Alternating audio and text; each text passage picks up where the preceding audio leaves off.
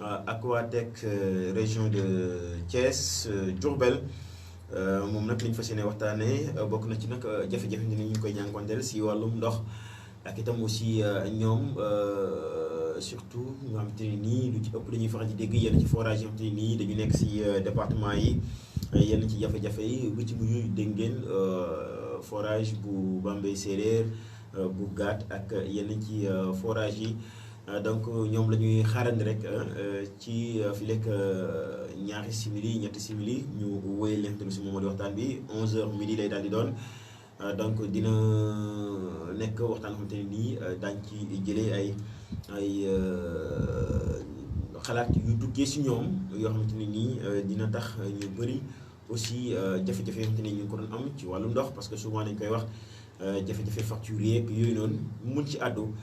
Donc ñu ngi xaarandi rek mën ngeen participer aussi en même temps aussi ci 88 628 88 82 chéri bu fekkee ne pare na rek mën na ñëw dugg si directement donc ñu ngi xaarandi rek ci 88 628 88 82 88 628 88 82 donc mën nga ko jéem a xool rek bu fekkee ne pare na mën na ñëw donc ponk bi ñu waxtaanee tey jii bokk na ci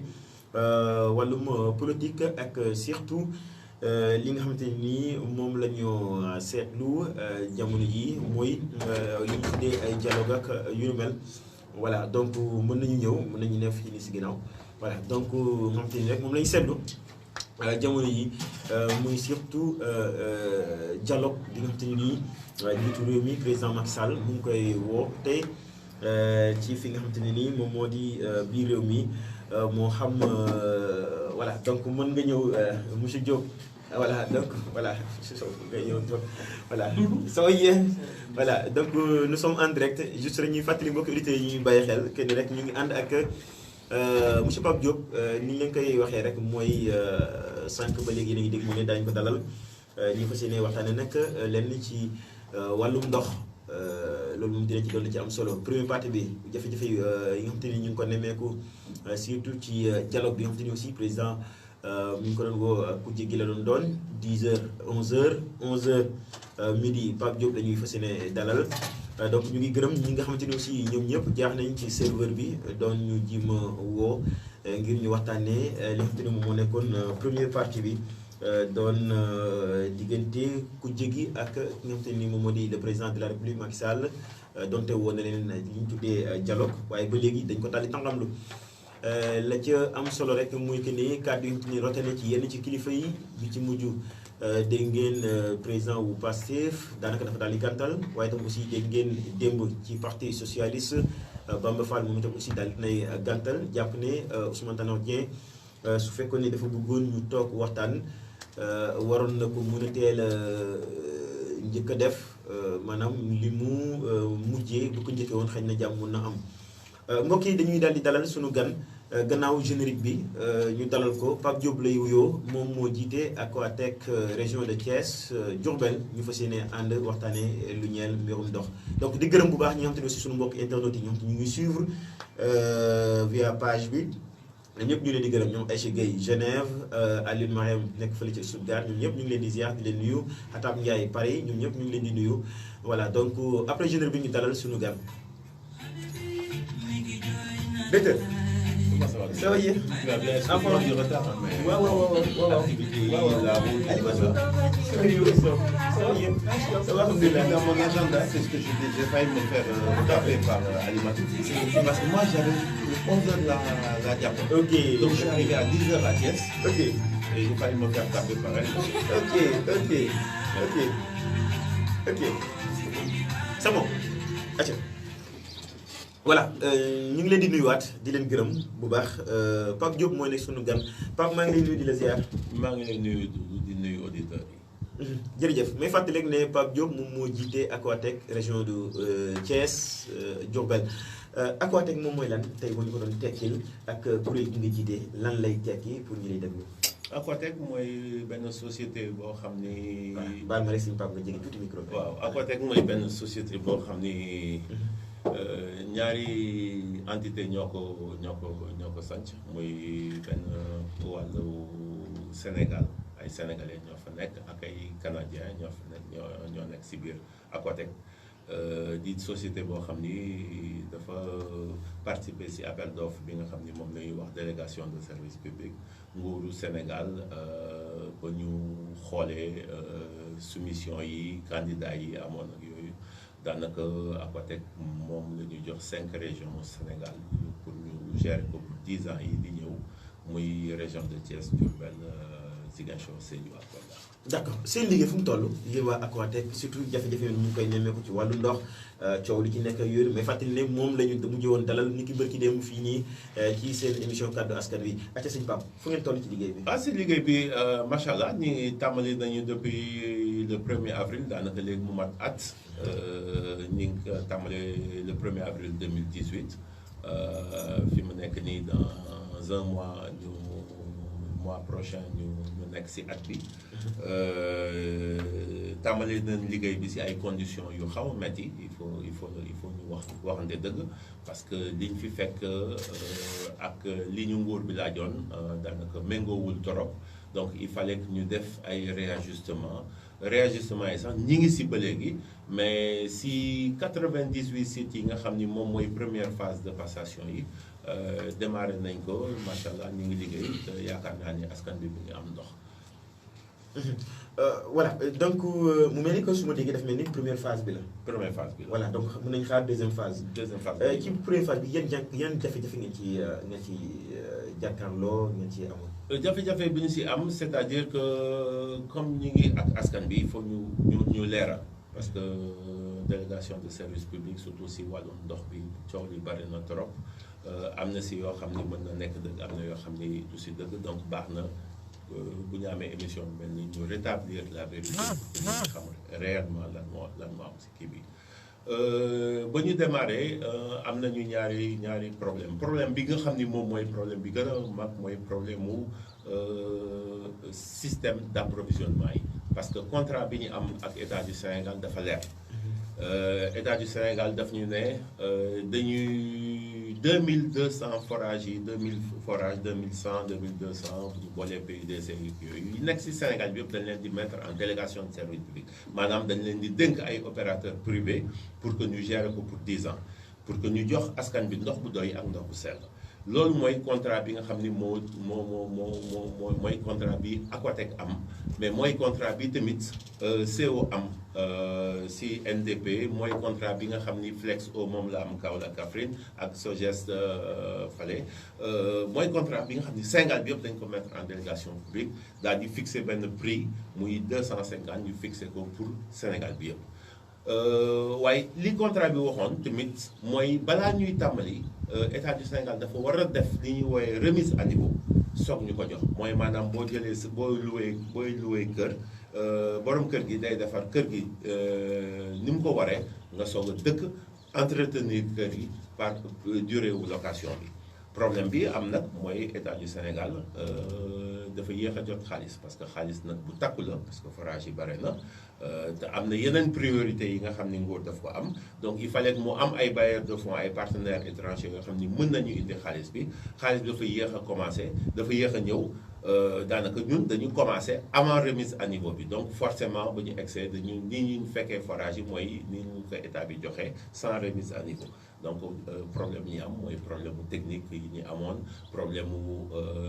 disponibilité ressources yi si yenn gox yi ak problème mu gestion en gros par rapport ak système bi nga xam ni moo fi nekkoon mooy système Asifor ñu war ko changer nag à la demande de l'État par rapport à la réforme independent système. su ma déggee dafa mel ni foral naa keroog ci sa làmmiñ nga ni état dafay daal di perte maanaam lu tolloog fanweeri milliards at mu nekk ci gestion yi nga xam ne moo fi nekkoon. waaw mooy c'est-à-dire que mooy système bi amoon parce que li ñuy yàgg di wax mi nga xam ni organisation internationale moom la ñuy wax waaye tamit fii si gox bi la wax xaalisu ndox bi dafa war a dellu si ndox bi. problème bi mooy recouvrement yi nga xam ni askan bi da koy fay muy recouvrement global bi ñu ngi ko estimé à peu près à 30 milliards yoo xam ni dafa waroon egsi si loxo nguur puisque Asifor association à but non lucratif la mu war a dellu si loxo nguur pour que nguur delloo ko à travers ay adduction d'eau à travers ay densification à travers ay remise à niveau ak yooyu alal boobu moo daw woon egsi ce qui fait que bu nguur bi laajee alal bailleur de fonds da leen di wax ne balaa ngeen di laaj xaalis il faut déjà ngeen récupérer xaalis boobu pour mën ko liggéeyee. Voilà donc xaalis boobu ñu ngi ko estimé à peu près à 30 milliards mais man jàpp naa ni ëpp na loolu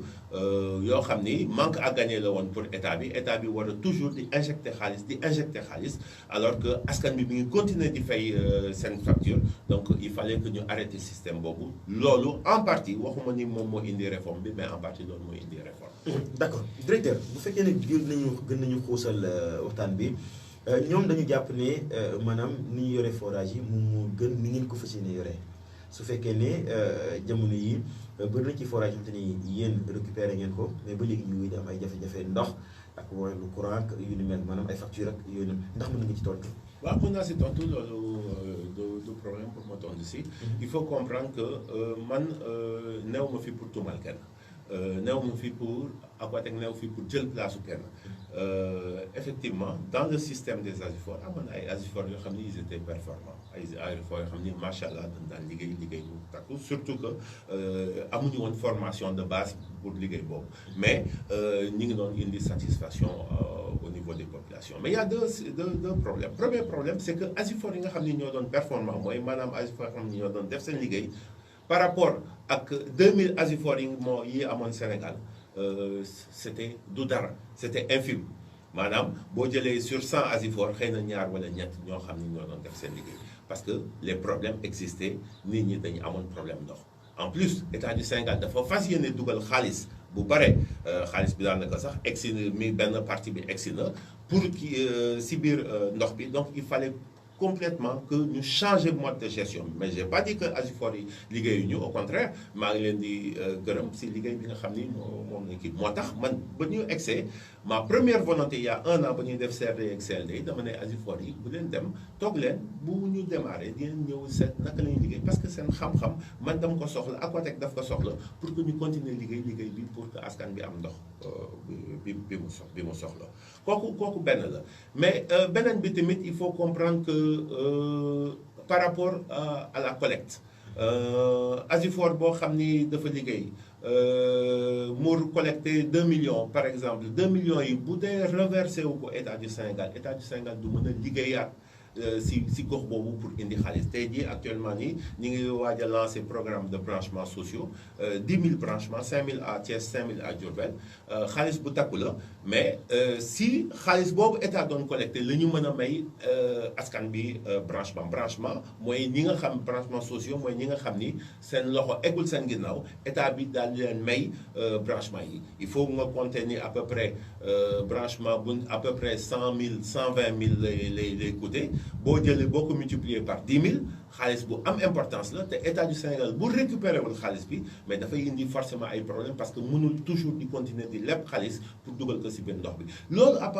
en partie moo indi problème mu réforme bi donc ñun en tant que opérateur privé xawma yeneen opérateurs yi naka lañu nar a fas yéene liggéey mais ñun et moi personnellement maa jël engagement ne ex Asifor yi surtout ceux qui sont performants bu leen dem toog leen bu ñu egsee di leen toog xool naka la ñuy liggéey jël seen xam-xam parce que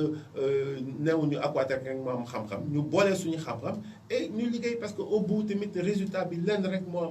am importance mooy que askan bi am ndox bu doy. D'accord mais kon directeur su ma déggee fan la blocage bi nekk.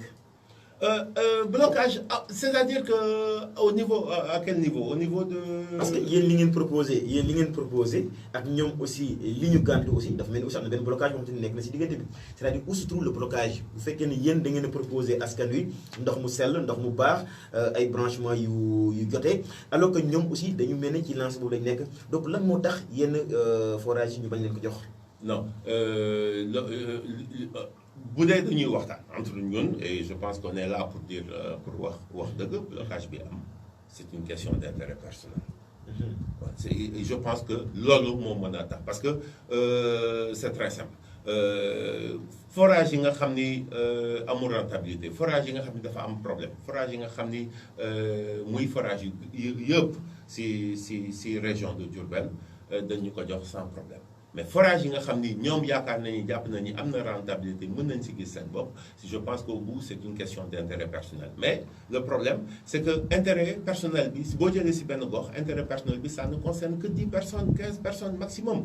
au-delà de ça c'est population bi moo am moom la réforme bi di war a di bénéfique donc ça ne peut pas nit ñi waruñu am bénéfice boobu bénéfice bi mooy population bi gis askan bi gis ci seen bopp donc amul blocage en réalité parce que on a démarré ci système bi sur 98 sites yi nga xam ni moom lañ démarré région Diourbel def naa y a peut-être 3 ou 4 refus maximum yuy am ci région Diourbel donc ça veut dire que la réforme a été acceptée donc 4 refus te pourtant refus yi am na ci yoo xam ni dañu def passation ba pare dem ba ci biir ñu am ñu seen xel ñu ëlbatik seen xel ne ñoom ñu lañu bëgg a liggéey kii il faut comprendre une chose c'est que li ñuy wax loi ñëpp lay dal loi elle est générale amul loi pour Massamba amul loi pour Mademba donc bu ñu décider état du Sénégal décider def réforme bi du pour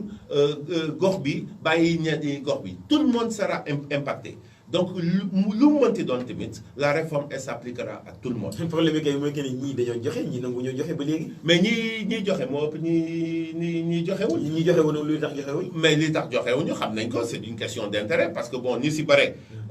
bëgguñu bilan am. Parce que pour nga joxe il faut qu'il y ait ce qu'on appelle la passation de service mooy maanaam joxe lenge yi ñaari passation moo am dans si chaque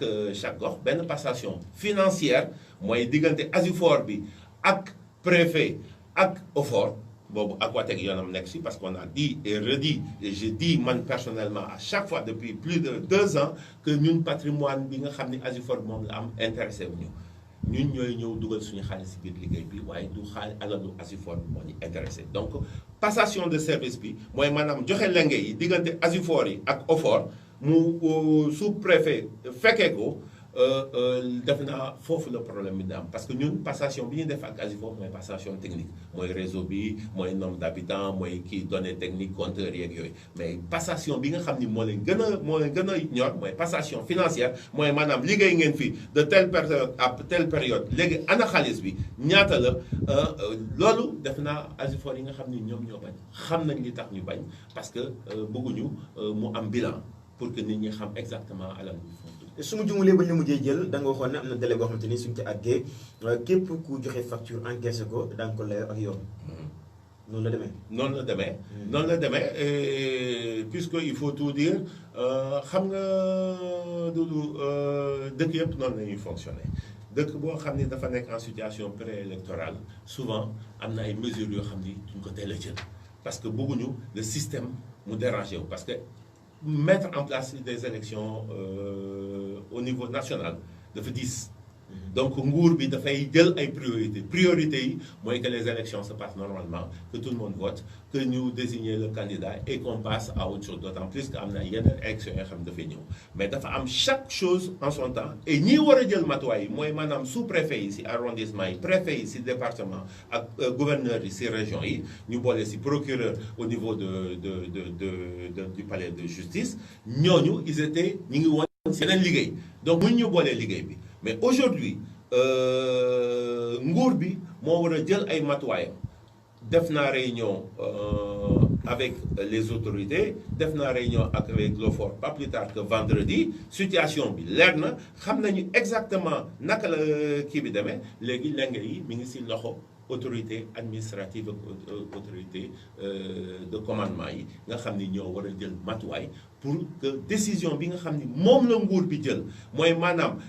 def délégation de service public que ça soit appliqué à l'ensemble du Sénégal te yaakaar naa ni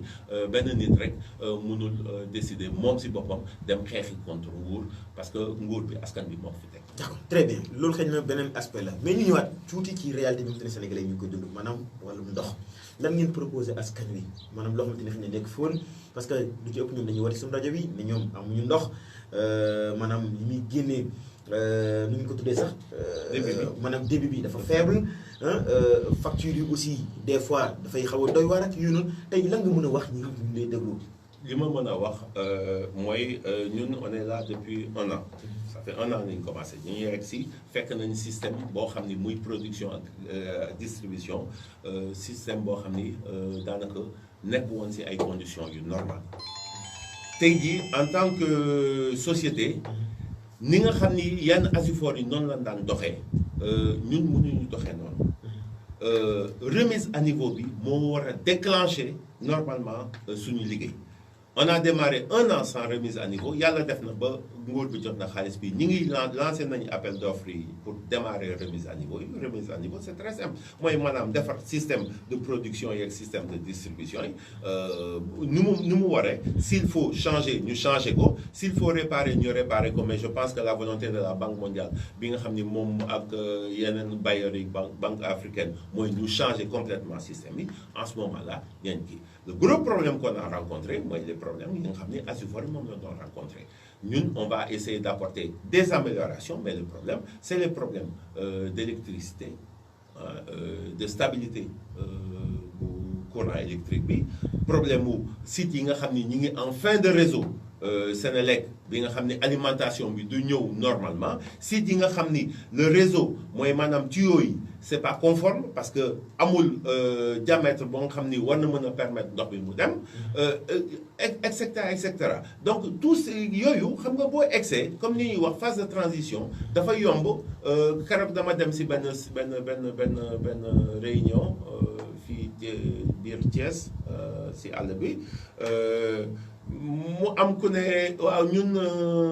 ça fait 2 ans 3 ans mosuñu xam panne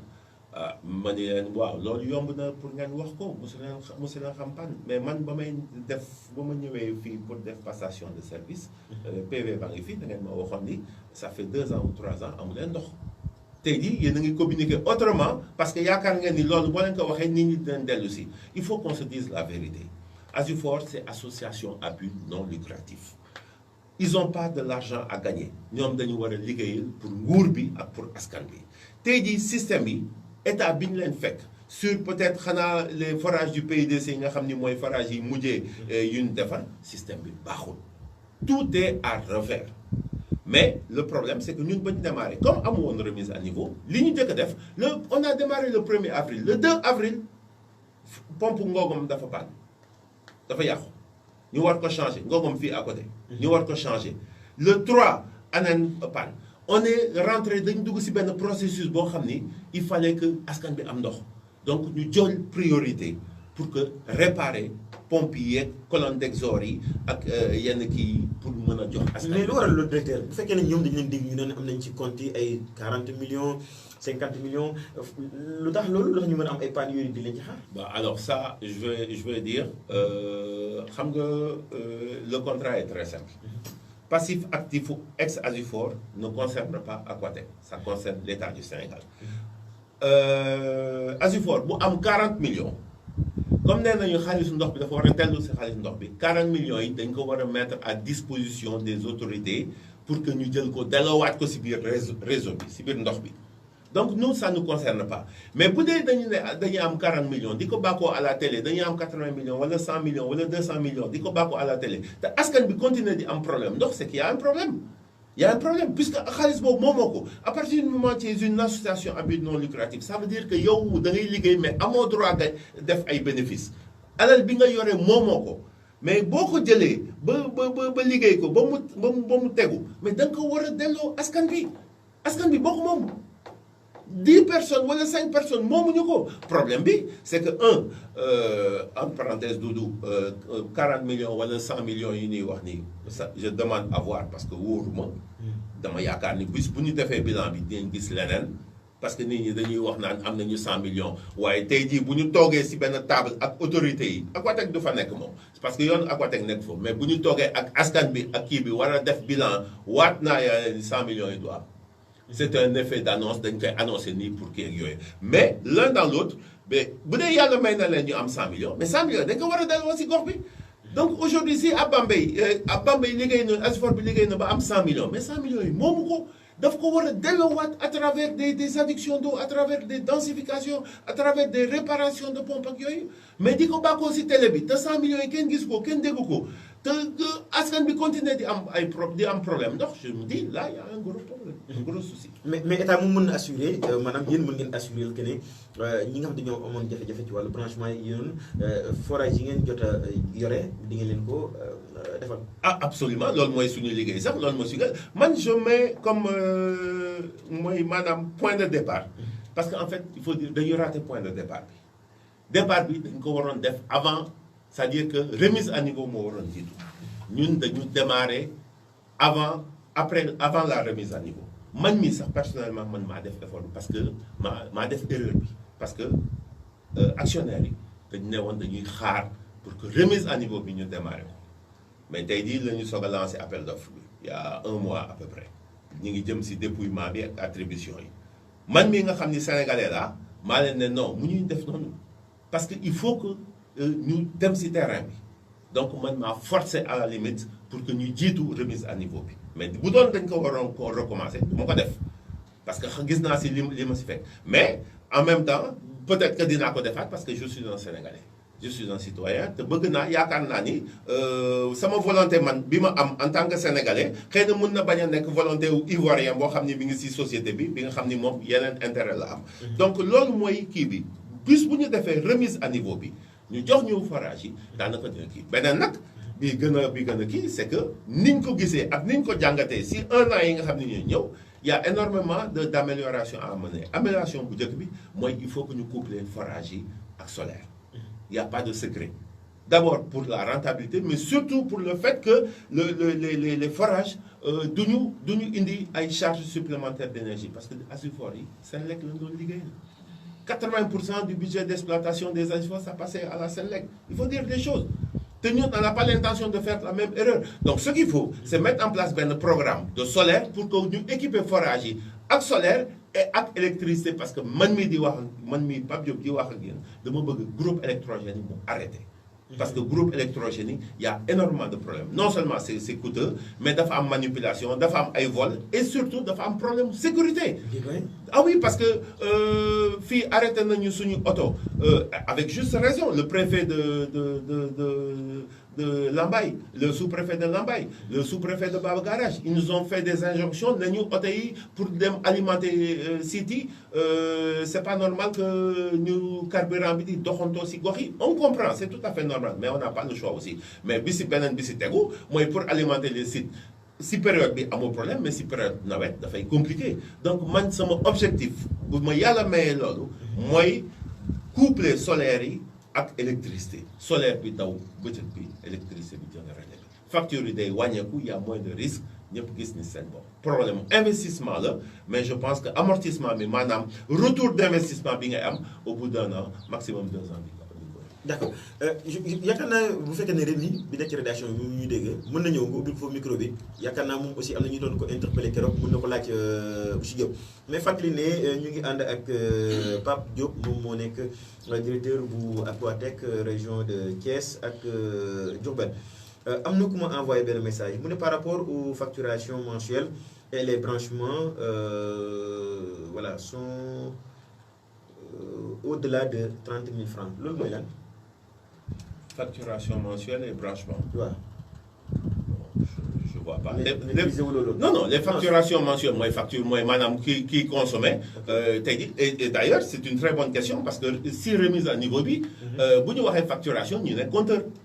parce que man li ma bañ mooy estimation.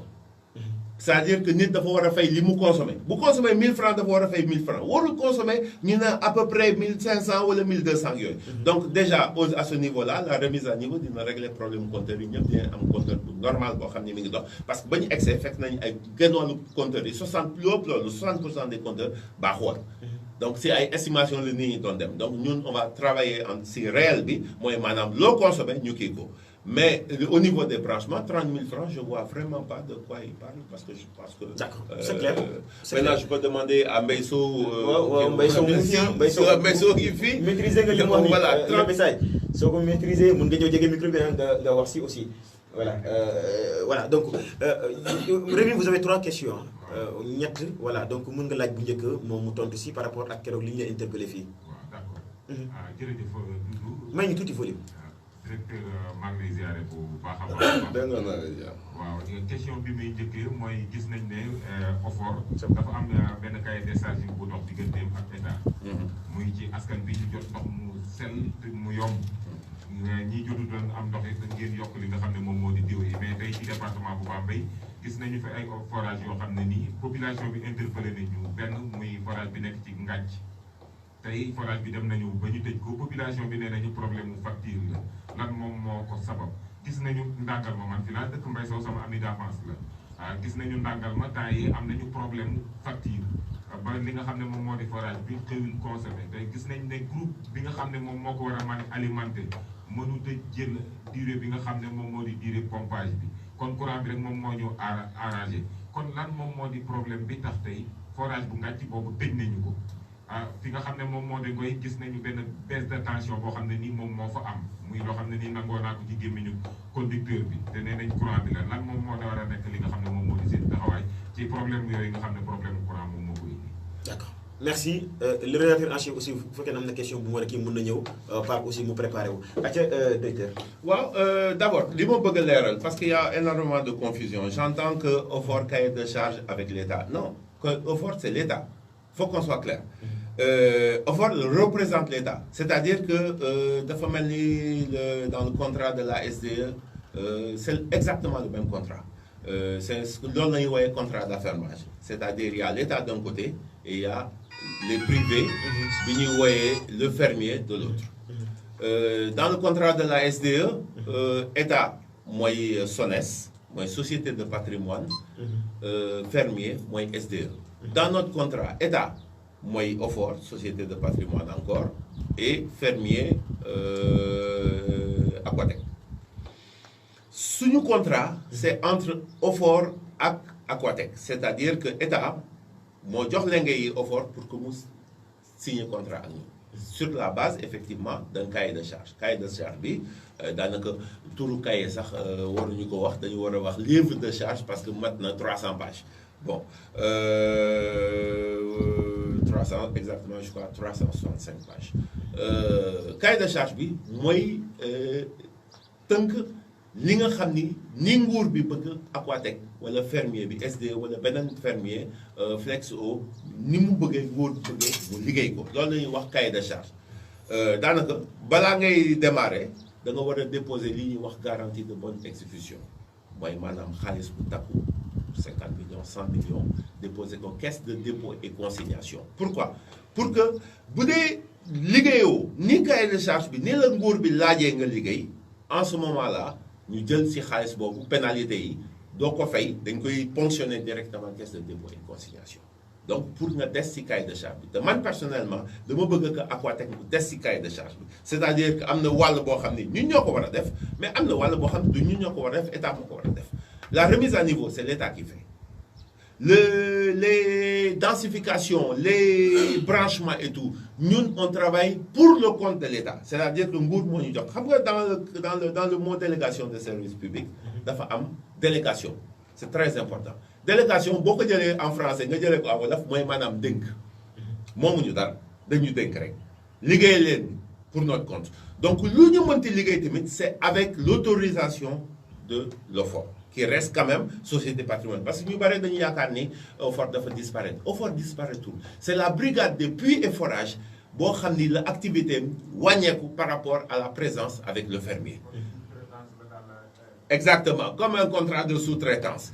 voilà mais délégation la mooy dénk la mais si kaw ay anam yu leer donc tout ce qu'on fait y compris le prix de l'eau c'est l'État qui le définit donc le contrat il est très simple jox askan bi ndox bu doy ak ndox bu sell ndox bu doy je le répète encore une fois dinañ si mën a egg que une fois que les remises à niveau sont faites parce que am na ay gox yoo xam ni ça fait rire nit ñi dañoo rek mais ay tuyaux douche ñoo nekk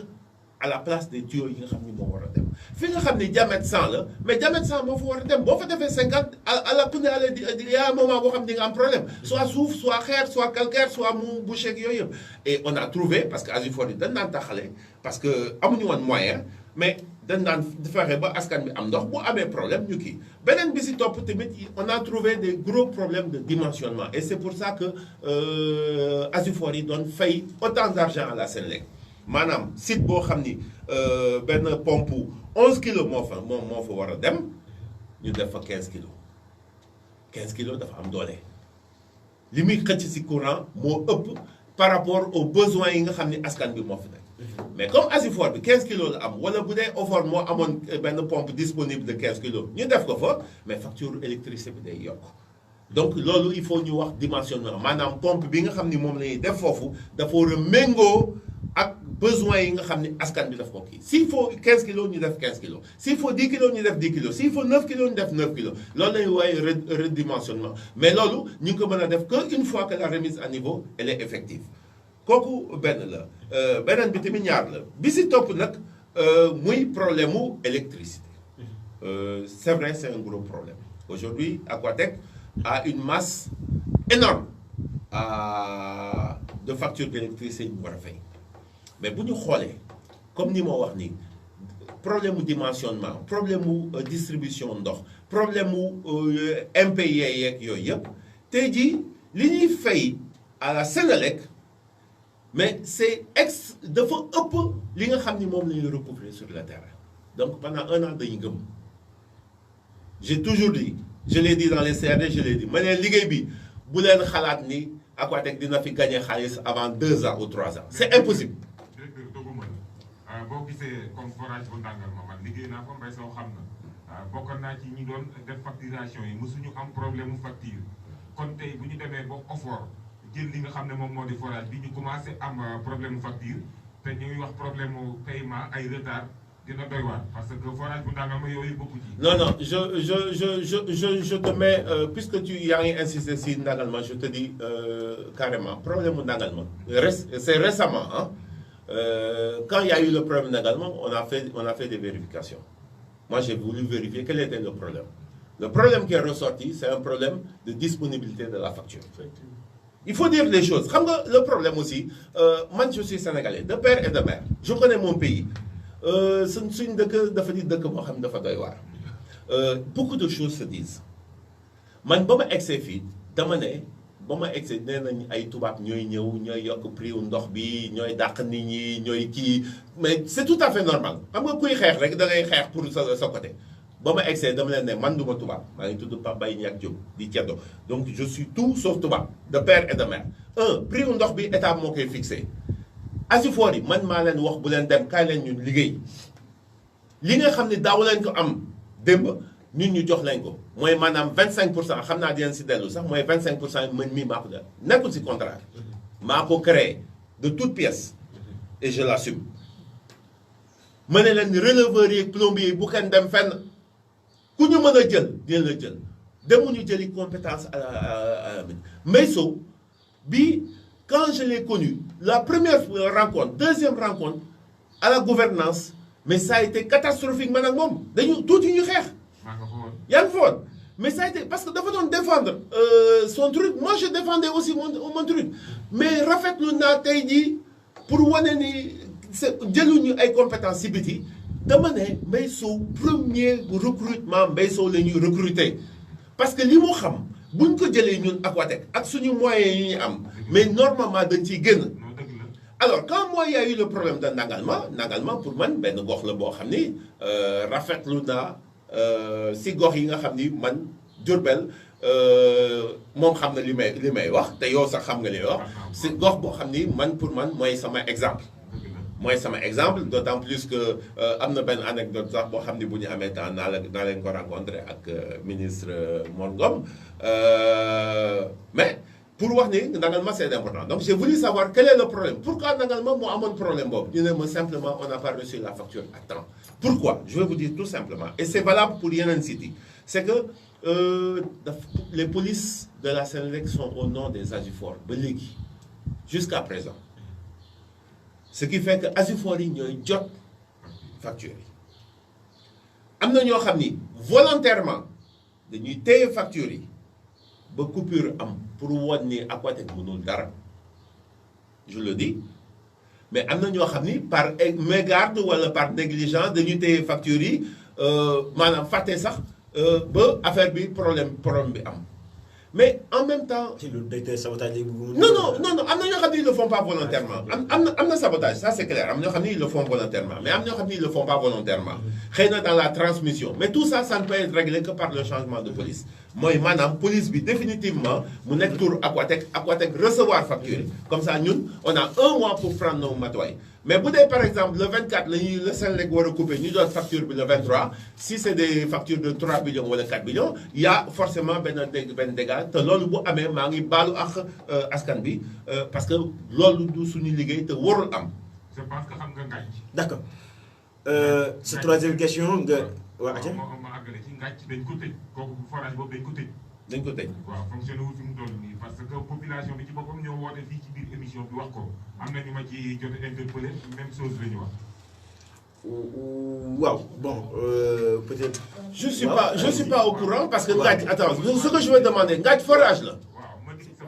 peut-être on va pas insister hein, parce que aussi dafa woote rek auditeur la dafa woote joxe xalaatam. parce que je suis pas au courant mais man c'est-à-dire que li tax may ñëw c'est que dama bëgg lu jëlee fii dara. comme c'est pas une information officielle donc jaruñ ci appesantir aussi. voilà je suis pas au courant. voilà ok d'accord. mais dinaa ko vérifier. non quelqu'un a appelé man dégg naa ko nga ci côté bii la man dégg naa ko bi mu wootee mu wax loolu voilà donc dégg naa ko. ban arrondissement la. c'est dans le Caxar. dans le Caxar yaakaar naa voilà. troisième question mooy que ne tey gis nañ ne li nga xam ne moom moo di forage yi nekk ci région Diourbel ak région bu Thiès moom la Aquatec yor ñu def ko première tranche ak deuxième tranche première tranche bi déjà jàll na mais gis nañu ay failles yu ci commencé am est-ce que dina yomb pour ngeen am accès ci deuxième tranche bi. non mais de toute façon tout le Sénégal est en délégation de service. première tranche bi man ak ancien DG wu OFOR Lassana Sakho ñoo gagné Sakho ñoo ko saytu. le contrat waxul première tranche waxul deuxième tranche contrat bi jël site yëpp la en une fois mais quand on a vu que la transition il faut la faire de façon intelligente ñu ne dañuy def benn première tranche par rapport site yi nga xam ni par exemple y a beaucoup de problèmes soit problème mu Asifor soit problème mu distribution d'eau soit problème sax politique donc on a décidé de prendre des sites immédiatement préparer nag justement def mu nekk ay tests pour que justement et la question est très bonne dans la deuxième phase que erreur yi nga xam ni moom lañ def ci première phase bi ñu bañ ko def ci deuxième phase bi. kon am na erreur. bien sûr absolument transition mooy lan mooy diggante simeeku ak sol foog yaramu neen am personne ne peut faire une transition ba ne du am erreur transition mooy lan justement jël yi nga xam ni moo tax ma soxla man personnellement yéen seen xam-xam. parce que tout le monde fait des erreurs yonente bi rek dul def erreur mais le but au bout mooy que askan bi am ndox mais erreur yi nga xam ni def nañ ko ci première phase bi mais ñu bañ ko répéter ci deuxième phase d'autant plus que deuxième phase bi moo ëpp site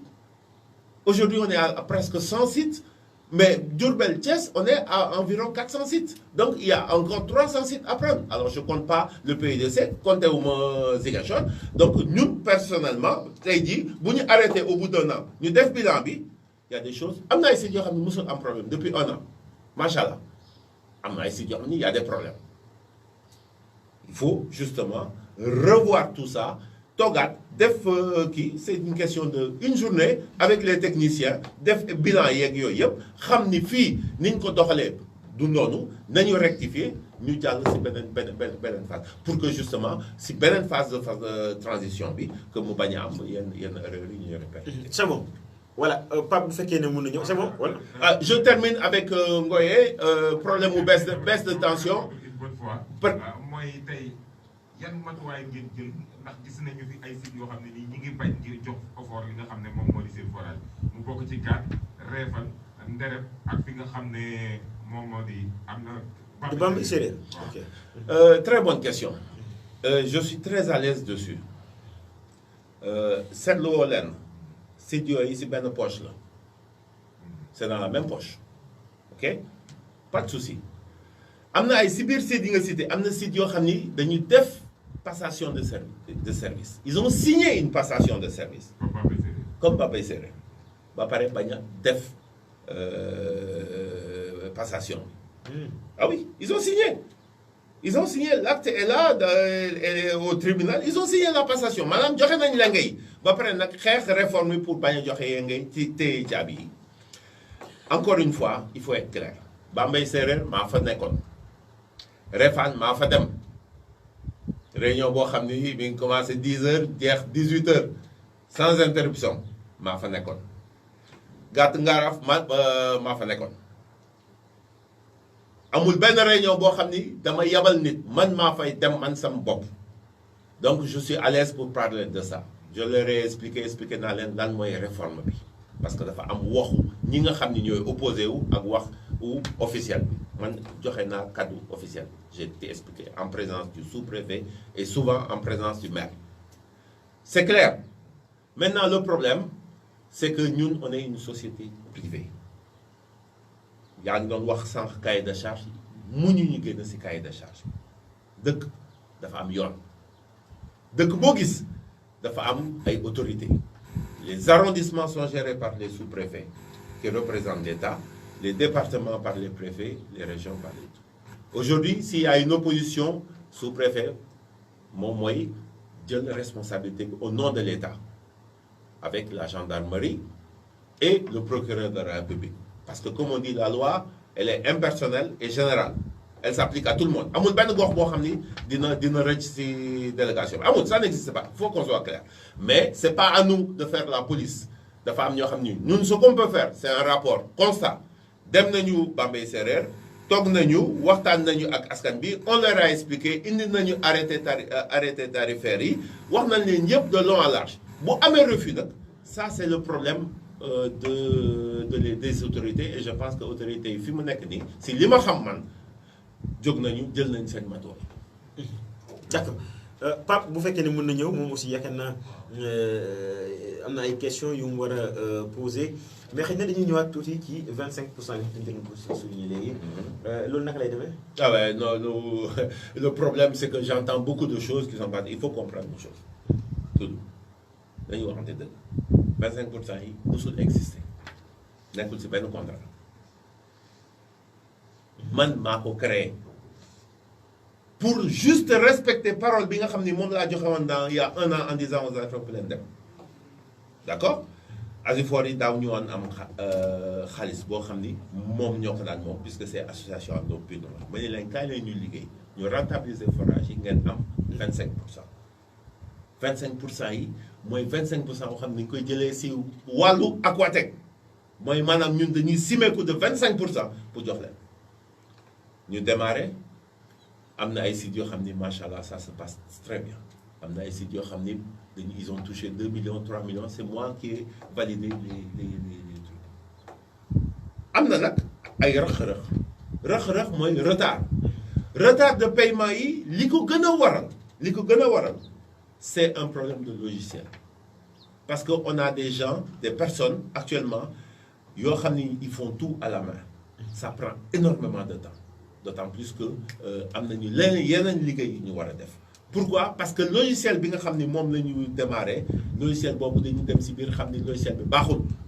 on a opté ci benn logiciel mooy li ñuy wooye amul na bu Galatée mooy logiciel bi nga xam ni SDE moom lay utiliser muy logiciel boo xam ni bu naaree calculer 25% yi da koy calculer en 30 secondes alors que bu dee nit moo koy calculer dina mën a jël 1 mois pour mu calculer ko parce que il faut pas faire des erreurs au niveau des calculs logiciel du jum données yi bu baaxee logiciel bi dañuy génne résultats yi donc on a accusé beaucoup de retard quand j'entends à la télé ou à la radio que ñuy wax naan am na ñoo xam ni mosuñu toucher 25% yi c'est pas vrai ah oui il y a avril ba juin juillet ils ont été payés il y a des sites nag mais je trouve même ça égoïste je vais te dire pourquoi Doudou quand on a démarré au mois d'avril dafa amoon Korité ñu démarré ñi di calculer on a démarré 1 mois il y a eu la Korité et tout ça man maa joxe instruction pour que ñu jox GIE yëpp ñu jox leen 10% d'avance c'est moi qui ai pris sur moi gars yi sama associé dal nañu sama kaw man maa leen ne avance leen 10% yi ñoom ils sont témoins bu dee dëgg rek moo tax ñuy wax am na ay sites yoo xam ni dañ leen avance 10% ba ñu defee calcul yi ñu gis ni site bi c'est pas rentable perte la comprendre nga fi may waxee. Pourquoi? Parce que doomu jullit la. Donc on a fait des efforts. am na retard il y a des sites qui ont été payés doo leen dégg de jël nañ seen xaalis kontaan nañu pare nañu pour takku nañu pour liggéey mais effectivement il y a eu des retards il faut le dire mais retard yi ñu ngi koy saafara et li koy gën a saafara mooy la mise en place du logiciel, 2 remise à niveau parce qu'aujourd'hui on dépense énormément d'argent pour refaire les forages mais remise à niveau bu kiiwee ak matuwaay yi ñu war a jël par rapport aux factures de la Senelec pour wàccee ko ak yooyu yëpp mais il y aura aucun problème au contraire tous les sites sont rentables parce que site bu rentable ça n'arrange pas Aquatech donc si le site est rentable c'est rentable pour Aquatech pour l'État pour askan bi mais aussi pour les GIE parce que ku liggéey da nga war a fayeeku. Moi personnellement j'ai été à Diourbel rencontré à 2 reprises association des GIE bi man maa ko autorisé. C'est moi qui ai donné mon aval maa dem ba fekk leen foofu à Diourbel ne leen def leen association ñoom it duñ ma bàyyi ma fen donc j'estime que à chaque fois buñ ma wooyee sama assistante ngi nii à chaque fois buñ ma wooyee damay taal sama oto dem ba fekk leen foofu ñoom mosuñ ñëw Diourbel man maay déplacé ñëw fekk et je mets ça dans mon agenda tout ça pour mën a waxtaan. Donc je ne vois pas l'utilité d'aller à la télé ou à la radio. C'est pas comme ça qu'on règle les problèmes. On est des personnes responsables, on se met autour d'une table, ñu naan café teg ataaya ñu waxtaan. Man loolu laa gën daal di ko réglé daal di ko réglé man loolu laa gën. D'accord Pape mu nekk le rédacteur en chef xëy na bala ñu koy jox kàddu bi am na ay questions mais surtout am na si ñoo xamante ni aussi ñoom ay la yéen doonuñ ci maanaam kër lañ yor soxla ndox su ma jumulee kii nee na plus de 6 mois des villages dépendant de. Bon, on a peut-être Ngogom la waroon bind parce que Ngom rek la bind Ngogom certainement la bëgg a wax non pas d'eau Bari Thilmakha Ngothie etc. Ngothie c'est où? Ngothie ok voilà donc ñooñu ay la yéen ñoom dañu toog ay Sénégal lañ nekk seen kër laalewuñu ci dara mais amuñu ndox voilà acca. Voilà ñu ngi leen di remercier ci seen présence indi ay clarification ci problème mu ndox ndaxte ndox doon na loo xamante ni lu am importance la donc man fi may njëkk rek mooy wax nga ko léegi nee nga am na localité yoo xamante ni dañuy bañ mais signé nañ ba pare cela veut dire que ne d'une manière officielle ñoom amatuñu droit nekk foofu di exploiter ndox mi donc loolu ban taxawaay ngeen ci war a am parce que durant tout le temps bi nga xamante ni def nañ ko foofu di fay ko ay facture donc loolu c'est de mën na ma dire bu moo bi rëyu trop c'est de l'argent illicite beneen bi ci topp am na ñoo xamante ni yéen signé ngeen ak ñoom ay GIE ñoo xam ne déjà dañoo waroon a jox ñooñu interpellé leen ñu jox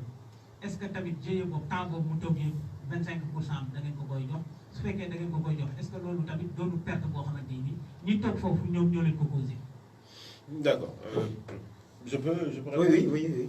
Je vais répondre d'abord premièrement de façon globale. J'ai dit tout à l'heure que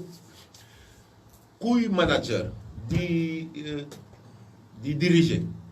il faut nga réaliste si li ngay diriger tey ji Aquatech bu démarré fii ak 2 ans 3 ans Aquatech mënul gañ xaalis dërëm mënul gañ day perte xaalis c'est ça la réalité et ça fait partie du business le contrat est de 10 ans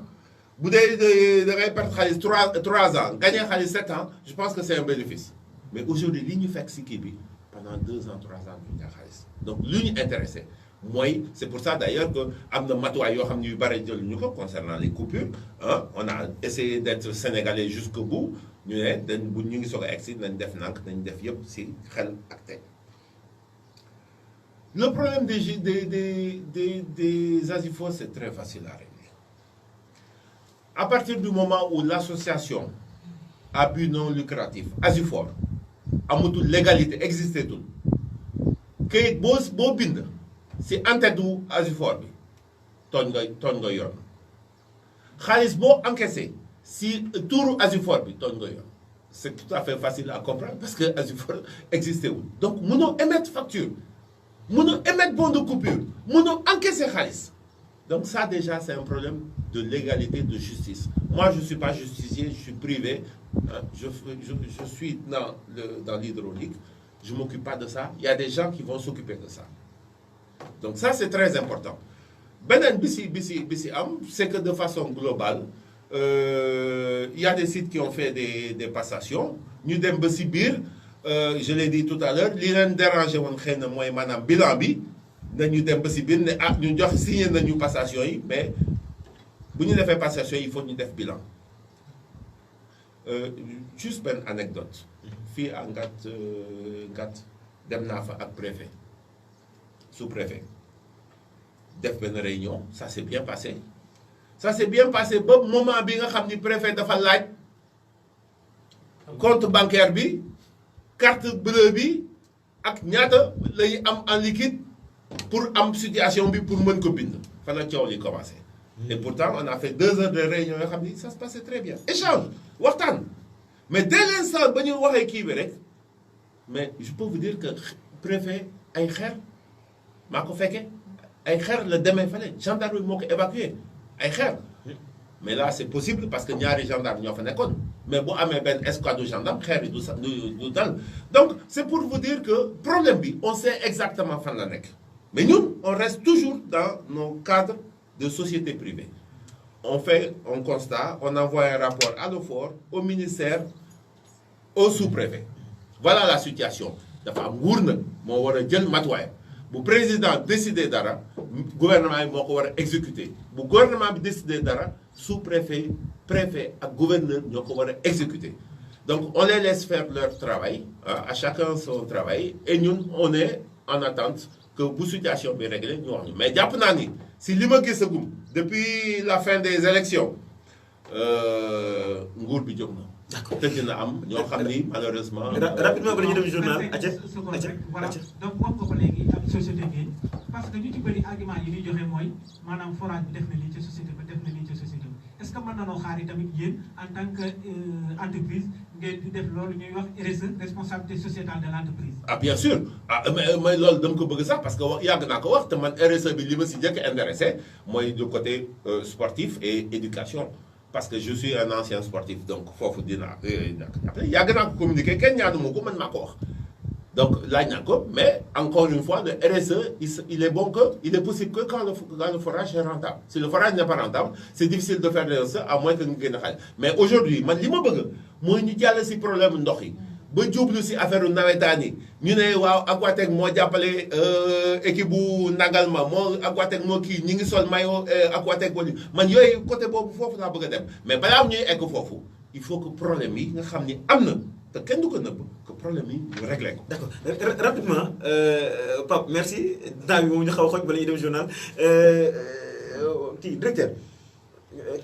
maanaam lan nga ñu mën a wax comme app boo xam te bu ñu ci àggee jafe-jafe yi ñuy nemmeeku ci wàllu ndox yëpp dina jeex tàkk. ah c'est une très bonne question Doudou je vais te dire sincèrement ñi ngi dem ci deuxième phase bi mooy maanaam jël tous les forages de la région de Diourbel y compris les forages du PIDC forage PIDC amul problème tey jii je prends le cas de forage de Réew Mao PIDC am na ci ay liggéey yu mu def mais am na ci ay problèmes techniques. Je suis en train personnellement man de pousser pour que forage bi mu démarrer donc yàlla bu ñu dimbalee problème technique yi dañ ko jël je pense que c'est des venues de sable et tout ça dañ ko régler wala mel noonu mais ces forages là amul problème mais les vrais forages mooy ñi nga xam ñoo fi nekk dañuy am problème soit parce que installation yi dañu yàgg soit parce que lii remise à niveau bi moo ko mën a régler mais jàpp naa ni remise à niveau bi dépouillement bi je crois que on va attribuer d'ici la fin du mois buñ ko décider joxe ko nit ñi commencé liggéey defaraat forage yi changer pompe yi changer colonne d'exor yi changer tableau yi changer tout ce qui est nécessaire defaraat réseau bi ñun ñu jox ñu ko en gestion après ça ne sera qu'un problème de maintenance te maintenance moo gën a yomb réparation c'est pour ça que maintenance am doole parce que maintenance mooy aar réparation mooy permettre que réparation bañ a am donc je pense que loolu bu ñu remise à niveau defee ñu redimensionner site yi fi nga xam ni mën nañ fa def installation solaire ñu def fa installation solaire mais je pense que boobaa askan bi day kii léegi contrat bi 10 ans la 1 an bu amee jafe-jafe alhamdulilah bu dee 9 ans yi amul jafe-jafe moo gën 9 ans yi moo am jafe-jafe 1 an yi moo bañ am problème donc maa ngi ñaan askan bi ñu comprendre que liggéey bi surtout liggéey ndox dafa di liggéey boo xam ni yombul surtout ni ñu fekkee kii bi am nañu devoir pour defaraat affaire yi. ñi ngi jublu si loolu mais suñu raison première mooy que askan bi am ndox bu doy ndox bu sell encore une fois maa ngi naan ndox bu doy mooy li ma wax ni mais ndox bu sell tamit mooy maanaam chloration mooy maanaam unité de potabilisation yooyu ñu ngi ko mën a def qu'à partir de la remise à niveau donc la ligne bi nga xam ni mooy ligne de départ bi mooy remise à niveau bi te jàpp naa ni si fan yu néew dina mën a démarrer. su ma jumulee ci 30 secondes am na ko woote keroog Ngoy la wootee mu ne yéen dañu lay gis benn yoon. Ngoy waaw fa laa def mu ne xanaa moom moo ma dul gis. ah waaw d'accord xëy na moom mu ngi lay déglu. je suis tous les jours. waaye man assistant leen gis nee nañu daal du leen gis ba ngeen kii yëpp léegi nag ñoom daal du ñu leen gis. loolu dañu ubbi on a ouvert un bureau régional à Diourbel avec avec des techniciens à Diourbel ku ne gisoo Cheikh Gueye am na problème ku ne gisoo Fallou Senghor am na problème. ku ne gisee amul problème ku ne gisoo Mbaye Sow am na problème c'est-à-dire que yow xëy na yow yaa dëkkul si dëkk bi yaa ngi Dakar nga nekk. voilà. d'accord directeur bu Aquatech région de Thiès Diourbel moom lañ doon dalal mooy Pape Diop Pape Atia looy tàggoo. li may tàggoo daal dafa gàtt. parce que toujours est-il que man li ma ñor mooy que ñu mën a def sama liggéey. mooy Aquatech mën a réussir te jàpp naa ni day réussir parce que volonté la li ñuy ñaan rek mooy que nit ñi comprendre ni boo bëggee am finalisation bu rafet il faut que jafe-jafe am tey jii ku ne Aquatech dafa egsi fekk fi jafe-jafe day wax ku ne tey jii Aquatech amul jafe-jafe day wax lu ma neex man sama téléphone day ba 2 heures du matin day sonné. ok c'est tout ça parce que ñun ñoo nangu liggéey boobu mais li may ñaan rek mooy que askan bi comprendre une chose dañu am mission boo xam ni mooy jox leen ndox bu doy ak ndox bu sell incha allah dinañ ko am dinañ ko def leen rek laay ñaan nit ñi fay leen facture yi li ngeen war a fay ngeen fay ko amul estimation bu leen kenn estimer boo leen war a fay 1000 francs ngeen fay 1000 francs pas 1200 parce que 200 francs yi am na feneen fu mu dugg bu ñu defee remise à niveau bi yëpp jàll ñu mën a jublu nag si li rédacteur en chef bi waxoon mooy jëm si RSE yan matuwaay yan kii le Aquatech mën a jël pour que gox bi gis boppam muy maanaam jeunes yi maanaam santé maanaam kii man foofu laa yaakamte egg mais pour ñu egg foofu il faut que problème ndox bi mu nekk suñu gannaaw. d'accord midi moo jot dañuy dem journal donc ñu ngi koy gërëm bu baax di gërëm aussi Alimatou moom moo ñu ko facilité dëgg nag bu ñu ko mën a jot mën ko invité Mbaye Sow bi ànd ak ñoom aussi moom itam ñu ngi koy gërëm ànd nag ñoom ci waxtaan bi di gërëm aussi directeur bu Aquatech région de Thiès Diourbel di gërëm mbokki auditeurs auditrices yi nga xam ne ñu ngi doon bàyyi xel ñu ngi doon envoyé message naa ñu nañ ubbi serveur bi mais dafa fekk rek ne borom xam-xam boo ko invité aussi da nga koy may dëgg nag mu wax nit ñi dégg donc ñu ngi koy gërëm bu baax di ko sant di gërëm képp comme te ni ñu ngi doon bàyyi xel ci cabine technique ñu ngi àndoon ak Chérif ñu dem journal jërë ngeen jëf.